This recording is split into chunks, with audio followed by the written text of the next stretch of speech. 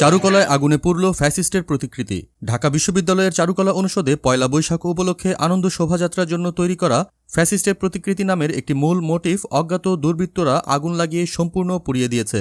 এই ঘটনা চারুকলা অনুষদে ব্যাপক ক্ষোভ ও উদ্বেগ সৃষ্টি করেছে। ঘটনাটি ঘটে শনিবার 12 এপ্রিল ভোরে। চারুকলা অনুষদের ডিন অধ্যাপক আজহারুল ইসলাম চঞ্চল এই তথ্য নিশ্চিত করেছেন। তিনি জানান, ফ্যাসিবাদের প্রতীক হিসেবে তৈরি এই মোটিফটি ইচ্ছাকৃতভাবে টার্গেট করে আগুন লাগানো হয়েছে। এছাড়া পাশে থাকা পায়রার একটি অবয়বও আগুনে ক্ষতিগ্রস্ত হয়েছে। তিনি বলেন, আনুমানিক ভোর 4টা থেকে 4:30টার মধ্যে এই ঘটনা ঘটেছে। ফজরের নামাজের পর আমরা খবর পাই, কিন্তু ফায়ার সার্ভিস আসার আগেই মোটিফটি পুড়ে যায়। অধ্যাপক চঞ্চল আরও জানান, আগুনটি ইচ্ছাকৃতভাবে লাগানো হয়েছে বলে তারা নিশ্চিত, তবে কে বা কারা এই ঘটনার পেছনে রয়েছে তা এখনও জানা যায়নি। তিনি বলেন, আমরা সিসিটিভি ফুটেজ সংগ্রহের চেষ্টা করছি। ফুটেজ পর্যালোচনা করে অপরাধীদের শনাক্ত করার কাজ চলছে। পরবর্তী পদক্ষেপ নিয়ে তিনি জানান, চারুকলা অনুষদের কর্তৃপক্ষ শিগগিরই একটি বৈঠকে বসে এই ঘটনার বিষয়ে আলোচনা করবে এবং প্রয়োজনীয় সিদ্ধান্ত নেবে। চারুকলার এক শিক্ষার্থী নাম প্রকাশ না করে বলেন, এই মোটিফটির নির্মাণ কাজ প্রায় শেষ হয়ে গিয়েছিল। আজকের মধ্যেই এটি পুরোপুরি তৈরি হয়ে যেত।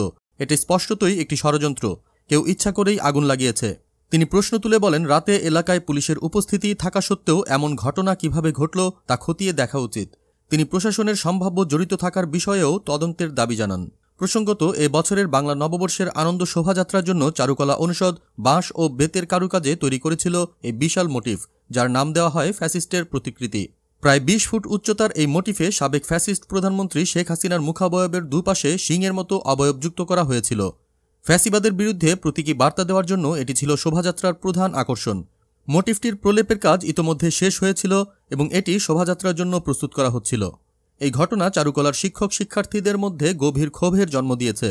তারা এটিকে শুধু একটি শিল্পকর্মের ধ্বংসই নয়, বরং মুক্ত চিন্তা ও প্রতীকী প্রতিবাদের ওপর হামলা হিসেবে দেখছেন। সিসিটিভি ফুটেজের ভিত্তিতে দোষীদের শনাক্ত করা গেলে এই ঘটনার পেছনের উদ্দেশ্য স্পষ্ট হবে বলে আশা করা হচ্ছে।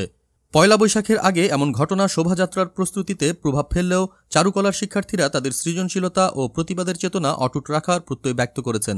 দেশজগৎ ডেস্ক নিউজ।